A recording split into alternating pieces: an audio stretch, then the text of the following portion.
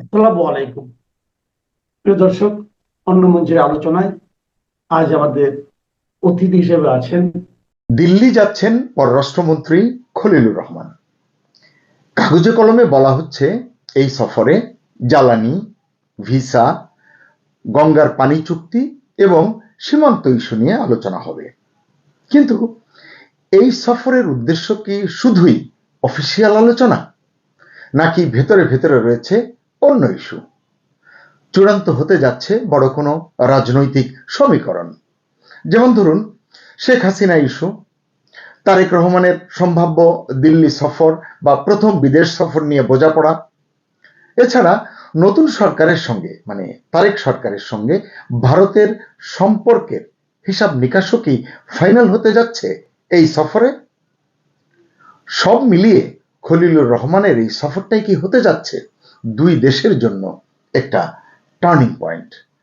আসসালামু আলাইকুম, স্বাগত লিডস নিউজে। সম্মানিত দর্শক, ইতিমধ্যেই আপনারা জেনেছেন আগামী 7 এপ্রিল 2 দিনের রাষ্ট্রীয় সফরে দিল্লি যাচ্ছেন বাংলাদেশের পররাষ্ট্রমন্ত্রী খলিলুর রহমান।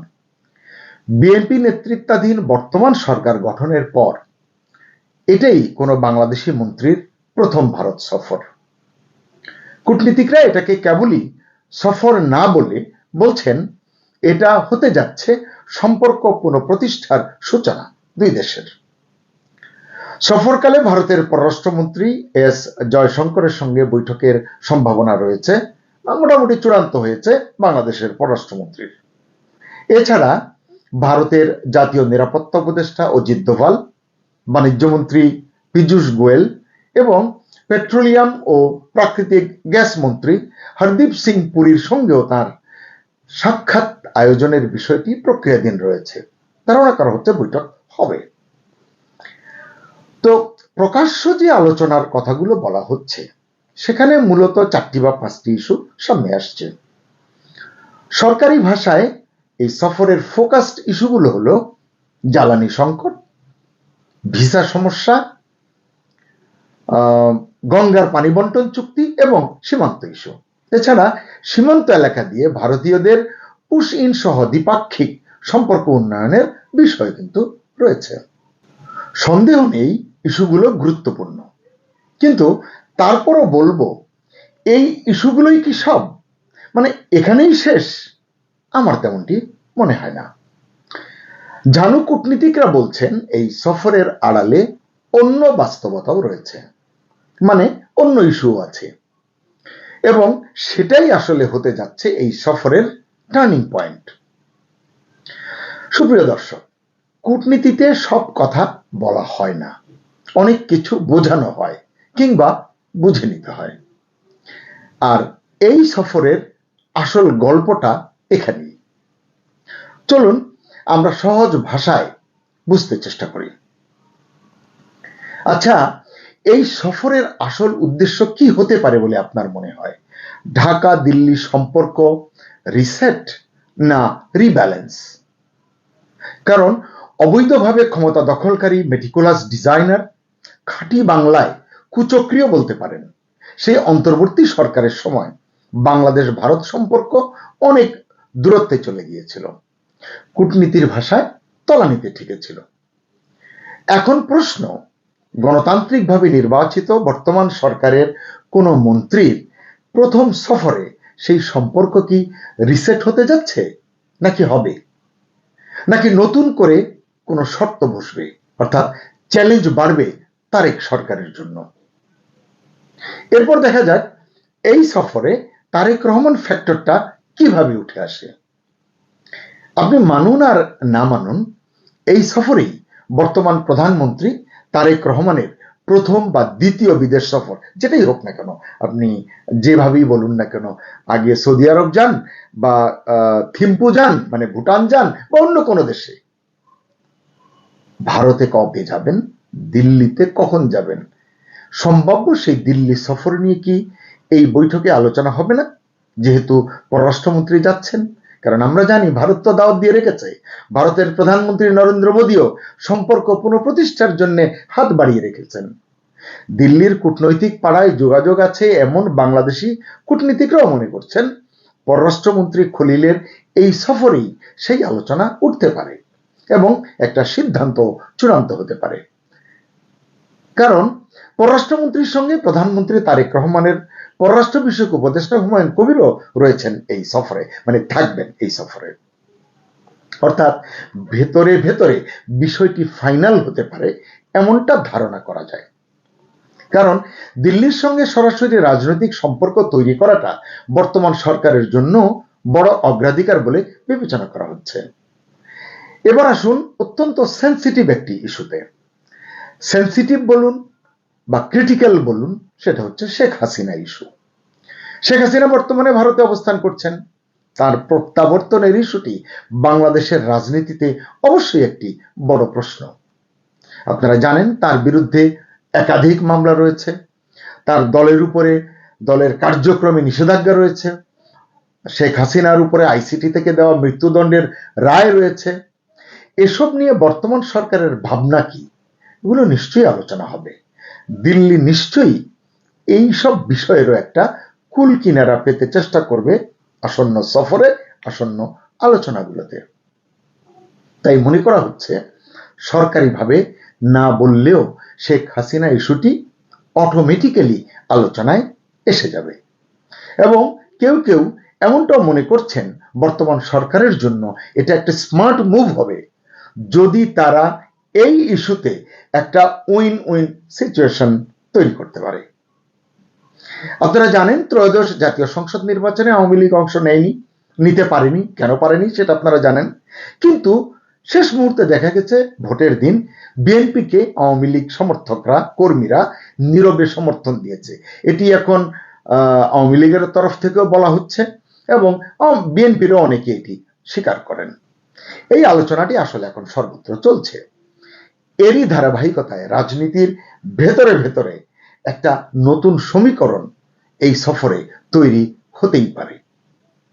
আমরা জানি পররাষ্ট্রমন্ত্রী খলিলুর রহমান ইতিমধ্যেই গত 14 মার্চ যুক্তরাষ্ট্র এবং তুরস্ক সফর করেছেন। ওই সফরের উদ্দেশ্য ছিল জাতিসংঘ সাধারণ পরিষদের 81তম অধিবেশনের সভাপতি পদে বাংলাদেশের পক্ষে সমর্থন আদায়ের তদবির, এবং এতে তিনি কিছুটা সফল হয়েছেন। যুক্তরাজ্য ইতিমধ্যে সমর্থনও দিয়েছে। এবার দিল্লি সফরের মধ্য দিয়েই খলিলুর রহমানের বড় পরীক্ষা শুরু হতে যাচ্ছে। কারণ বড় শক্তিগুলোর মধ্যে ভারসাম্য রক্ষার কৌশলী বাংলাদেশের মতো দেশের কূটনীতি, পররাষ্ট্রনীতির ক্ষেত্রে গুরুত্বপূর্ণ বলে বিবেচিত হয়। আগেই বলেছি খলিলুরের এই সফরকে বাংলাদেশ ভারত কূটনৈতিক সম্পর্কের ক্ষেত্রে গুরুত্বপূর্ণ হিসেবে দেখা হচ্ছে। কারণ ঢাকা ও দিল্লির সম্পর্ক কোন দিকে এগোবে এই সফর থেকেই সেটা হয়তো স্পষ্ট হবে। বর্তমান সরকার দায়িত্ব নেওয়ার পর থেকে আমরা দেখেছি বাংলাদেশ ভারত সম্পর্কের উন্নতি ঘটেছে বা ঘটতে শুরু করেছে। সংশ্লিষ্টরাও এটি স্বীকার করছেন। ইতিমধ্যেই বাংলাদেশের প্রতিরক্ষা গোয়েন্দা মহাপরিদপ্তরের ডিজিএফআই এর প্রধান মেজর জেনারেল মোহাম্মদ কায়সার রশিদ চৌধুরী নয়াদিল্লি সফর করেছেন। অনেকের সঙ্গে অনেক লেভেলে তিনি আলোচনা করেছেন, কথা বলেছেন। সম্পর্ক পুনঃপ্রতিষ্ঠার বা পুনর্নির্মাণের একটি চেষ্টা তিনি করেছেন। আবার দেখা যাচ্ছে যে প্রায় 2 মাস বন্ধ থাকার পর দিল্লি এবং আগরতলায় বাংলাদেশের মিশন থেকে ভারতীয় নাগরিকদের জন্য ভিসা কার্যক্রম চালু হয়েছে। বাংলাদেশের ভেতর দিয়ে কলকাতা, ত্রিপুরা, ঢাকা পরিবহন ও সীমিত আকারে আবার চালু হয়েছে। বাংলাদেশে ভারত কনসুলার থেকে বাংলাদেশিদের জন্য স্বল্প পরিসরে ভিসা প্রদান করছে ভারত। তবে এখনো বন্ধ রয়েছে ভারতের ভ্রমণ ভিসা। এটা হতে পারে এই সফরের অন্যতম আলোচনার ইস্যু। দেশের অনেক মানুষের সেদিকেই কিন্তু মনোযোগ রয়েছে এখন। এর বাইরেও দ্বিপাক্ষিক অন্যান্য বিষয়েও আলোচনা হতে পারে। অর্থাৎ ঢাকা দিল্লি সম্পর্কে তেমন টানাপোড়েন এখন দৃশ্যমান হচ্ছে না, এটি আলোচনা থেকে আমরা বুঝলাম। তবে সবচেয়ে বড় কথা হচ্ছে দুই দেশই এখন সম্পর্কের আরো উন্নতি চাইছে, ঢাকা দিল্লি উভয়। তাই কূটনীতিকরা বলছেন পররাষ্ট্রমন্ত্রীর দিল্লি সফরটা সংখ্যাভিত্তিক ইস্যু, 4টা না 5টা, ওই আলোচনায় থাকবে না। ওই আলোচনার বাইরে গিয়ে দুই দেশের জন্য যেন ভবিষ্যৎ কূটনৈতিক দিক নির্দেশনার মডেল হয়ে ওঠে, এটি সবাই প্রত্যাশা করছেন। সুপ্রিয় দর্শক, আপনি কি মনে করেন, দিল্লিতে প্রকাশ্য অপ্রকাশ্য আলোচনা যাই হোক না কেন, এই আলোচনা দুই দেশের সম্পর্কটা কতটা বদলে দেবে, অর্থাৎ শীতল থেকে কতটা উষ্ণ করে তুলবে? বাংলাদেশে মোহাম্মদ ইউনূসের আমলে গত ১.৫ বছর ধরে তলানিতে গিয়ে ঠেকেছিল ভারত বাংলাদেশ সম্পর্ক। নির্বাচনের আগে থেকে সে সম্পর্ক পুনর্গঠন হচ্ছে এমন বার্তা পাওয়া গেছে বাংলাদেশের ক্ষমতাসীন দল বিএনপির সাথে ভারত সরকারের সম্পর্ক দেখে। ইউনূসের আমলে যেটি ছিল নিয়মিত ঘটনা, সেই ভারত বিরোধী স্লোগান দিল্লি না ঢাকা, ঢাকা ঢাকা, বাংলাদেশের নির্বাচনের আগে থেকে প্রায় বন্ধই হয়ে গেছে। সম্পর্ক উন্নয়নের জন্য নতুন বিএনপি সরকার পররাষ্ট্রমন্ত্রী খলিলুর রহমান 2 দিনের সফরে যাচ্ছেন দিল্লিতে। তার এই সফরে দৃশ্যমান অমীমাংসিত বিষয়ের পাশাপাশি অদৃশ্যমান কিছু বিষয় নিয়ে আলোচনা হবে এমন তথ্য জানা গেছে। অদৃশ্যমান ইস্যুগুলোর মধ্যে বাংলাদেশের অভ্যন্তরীণ রাজনীতি আর আঞ্চলিক নিরাপত্তা নিয়ে ভারতের পক্ষ থেকে জোর দেওয়া হবে। ঠিক এমন একটা পরিস্থিতিতে খলিলুর রহমানের সফরের 1 সপ্তাহ আগে আঞ্চলিক নিরাপত্তার জন্য ভারতের সবচেয়ে বড় একটি মাথা ব্যথা পাকিস্তানি চরমপন্থী গোষ্ঠী লস্কর-ই তৈয়বার 8 সদস্যকে ভারতের বিভিন্ন স্থান থেকে গ্রেপ্তার করেছে দেশের পুলিশ।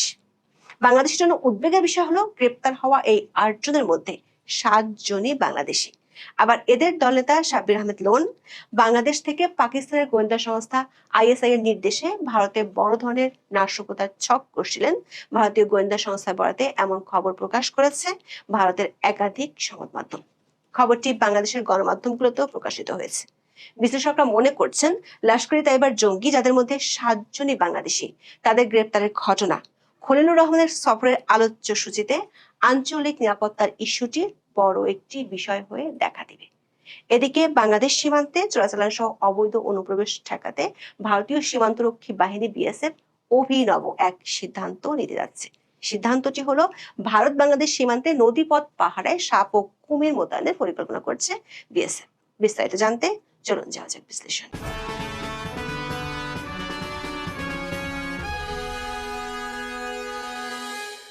বাংলাদেশের পররাষ্ট্রমন্ত্রী ডক্টর খলিলুর রহমান আগামী 7 এপ্রিল ভারতের নয়াদিল্লি সফরে যাবেন।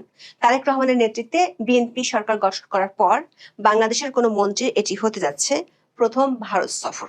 মোহাম্মদ ইউনূসের নেতৃত্বাধীন অন্তর্বর্তী সরকারের জাতীয় নিরাপত্তা উপদেষ্টার দায়িত্ব পালন করা পররাষ্ট্রমন্ত্রী ডক্টর খলিলুর রহমান মরিশাসে ভারত মহাসাগর সম্মেলনে যোগ দেওয়ার পথে নয়াদিল্লি সফর করবেন। পররাষ্ট্রমন্ত্রী খলিলুর রহমান, ভারতের পররাষ্ট্রমন্ত্রী এস জয়শঙ্কর, দেশের জাতীয় নিরাপত্তা উপদেষ্টা অজিত দোভাল এবং বাণিজ্য মন্ত্রী পীযূষ গোয়ালের সঙ্গে আগামী 8 এপ্রিল বৈঠক করবেন।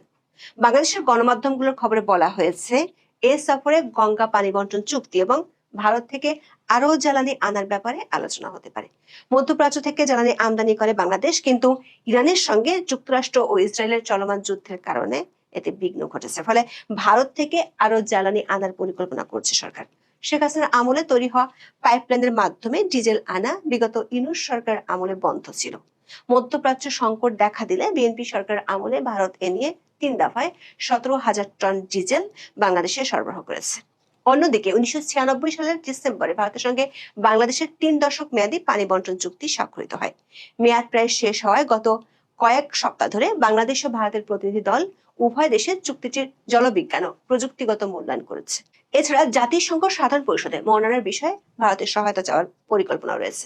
জাতিসংঘের সাধারণ পরিষদে 2026-27 সভাপতি পদের জন্য বাংলাদেশ মনোনয়ন দিয়েছে পররাষ্ট্রমন্ত্রী ডক্টর খলিলুর রহমানকে। এক্ষেত্রে তিনি ভারতের সহায়তা চাইতে পারেন বলে প্রতিবেদনে জানিয়েছে হিন্দুস্তান টাইমস। কূটনৈতিক সূত্রগুলো বলছে, এসব দৃশ্যমান ইস্যুর পাশাপাশি কিছু অদৃশ্যমান বিষয় নিয়ে বাংলাদেশের পররাষ্ট্রমন্ত্রীর সফরে আলোচনা হবে। এর মধ্যে একটি ইস্যু হলো বাংলাদেশের অভ্যন্তরে অন্তর্ভুক্তিমূলক রাজনীতি। দুই দেশের কারো পক্ষ থেকে ফরমালি বিষয়টি নিয়ে কথা না বললেও সূত্রগুলো বলছে, আওয়ামী লীগ এবং শেখ হাসিনা ইস্যুতে এই বৈঠকে আলোচনা হবে। বিগত অন্তর্বর্তী সরকার শেখ হাসিনাকে ফেরত কয়েক দফা চিঠি দিয়েছিল। তখন মোহাম্মদ ইউনূসের কিংস পার্টিগুলোকেও মাঝে মধ্যে এ নিয়ে বক্তব্য দিতে দেখা যেত, কিন্তু নির্বাচনের পর কোনো পক্ষ থেকে আর এ নিয়ে তেমন একটা উচ্চবাচ্য শোনা যায়নি। কূটনৈতিক সূত্রগুলো বলছে, ভারতের পক্ষ থেকে নির্বাচনের আগে বাংলাদেশের অভ্যন্তরে অন্তর্ভুক্তিমূলক রাজনীতির বিষয়ে বিএনপির শীর্ষ মহলকে বার্তা দেওয়া হয়েছিল। সে বার্তার ফলো আপ নিয়ে খলিলুর রহমানের সাথে আলোচনা করবেন এস জয়শঙ্কর ও অজিত দোভাল। বিশ্লেষকরা মনে করেন, অন্তর্ভুক্তিমূলক রাজনীতি নিয়ে কথা বলার অর্থ হলো আওয়ামী লীগের নিষেধাজ্ঞার বিষয়টি নিয়ে বাংলাদেশের ক্ষমতাসীন সরকার কি করতে চায় সেটি জানতে চাইবে ভারত। যদিও এ বিষয়ে কোনো পক্ষই আনুষ্ঠানিকভাবে কোনো কিছু জানাবে না। এক্ষেত্রে যা ঘটার তা পর্দার আড়ালেই ঘটবে। ভারতের জন্য এই মুহূর্তে সবচেয়ে বড় উদ্বেগের আরেকটি বিষয় হলো আঞ্চলিক নিরাপত্তা ইস্যুতে ভারত বিরোধী জঙ্গিদের উত্থান। বাংলাদেশের পররাষ্ট্রমন্ত্রীর ভারত সফরের এক সপ্তাহ আগে ভারতীয় গণমাধ্যমগুলোর খবরে বলা হচ্ছে, বাংলাদেশে অনেক দিন পালিয়ে থাকা পাকিস্তানি জঙ্গি গোষ্ঠী লস্কর ই তাইয়বার এক দলনেতা সহ ৮ জনকে গ্রেপ্তার করেছে দেশটির পুলিশ। এদের মধ্যে আবার ৭ জনই বাংলাদেশি। দর্শক, ভারত ও বাংলাদেশের মধ্যে ৪,০৯৬ কিলোমিটার দীর্ঘ সীমান্ত রয়েছে। সীমান্তবর্তী দেশ হওয়ায় অনেকদিন ধরে দুই দেশের সন্ত্রাসীরা পালিয়ে অন্য দেশে চলে যাওয়ার অভিযোগ আছে। কিছুদিন আগে বাংলাদেশে ওসমান হাদি হত্যাকাণ্ডের সাথে জড়িত ২ অভিযুক্ত ফয়সাল ও আলমগীরকে গ্রেপ্তার করে ভারতের পুলিশ।